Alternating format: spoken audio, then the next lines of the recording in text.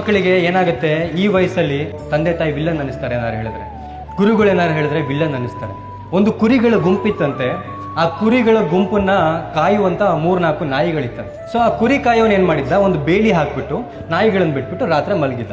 ಒಂದು ದಿನ ರಾತ್ರಿ ಕಾಡಿನಿಂದ ಒಂದು ನರಿ ಬಂದು ಆ ಕುರಿಗಳ ಗುಂಪಲ್ಲಿ ಬೇಲಿ ಹತ್ರ ಮಲಗಿದ್ದಂತ ಒಂದು ಕುರಿಗೆ ಹೇಳುತ್ತಂತೆ, ನಿನಗೇನು ತಲೆ ಕೆಟ್ಟಿದ್ಯಾ, ನೀನೇನು ಇಲ್ಲಿ ಬಿದ್ದಿದ್ಯಾ, ಆ ನಾಯಿಗಳೆಲ್ಲವೂ ನಿಮ್ಮನ್ನ ಕಂಟ್ರೋಲ್ ಮಾಡ್ತಿದೆ, ಹೊರಗೆ ದೊಡ್ಡ ಪ್ರಪಂಚ ಇದೆ, ನಿಮಗೆ ತೋರಿಸಿಲ್ಲ, ನೀವೆಲ್ಲರೂ ಅವ್ನು ಗುಲಾಮರಾಗಿದ್ದೀರಾ, ಈ ಬೇಲಿಯಿಂದ ಹೊರಗಡೆ ಬನ್ನಿ ಅಂತ ಅವನ್ನ ಮೋಟಿವೇಟ್ ಮಾಡುತ್ತೆ ಒಂದು ಕುರಿನ.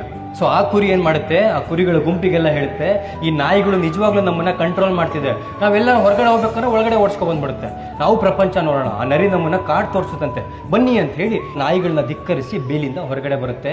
ನರಿಗಳು ತನ್ನ ಬುದ್ಧಿಯನ್ನ ತೋರಿಸುತ್ತೆ. ನರಿಗಳ ಒಂದು ಗುಂಪು ಬಂದು ಎಲ್ಲ ಕುರಿಗಳನ್ನು ಕೂಡ ತಿಂದು ಹಾಕುತ್ತೆ. ನಂಬಿಕೆ ತಪ್ಪು ಅಂತಿಲ್ಲ, ಪ್ರೀತಿ ತಪ್ಪು ಅಂತಿಲ್ಲ, ಒಬ್ಬರನ್ನ ನಂಬೋದು ತಪ್ಪು ಅಂತಿಲ್ಲ. ಯಾರನ್ನಾದ್ರೂ ನಂಬೋದಕ್ಕಿಂತ ಮುಂಚೆ ನಿಮ್ಮ ತಂದೆ ತಾಯಿ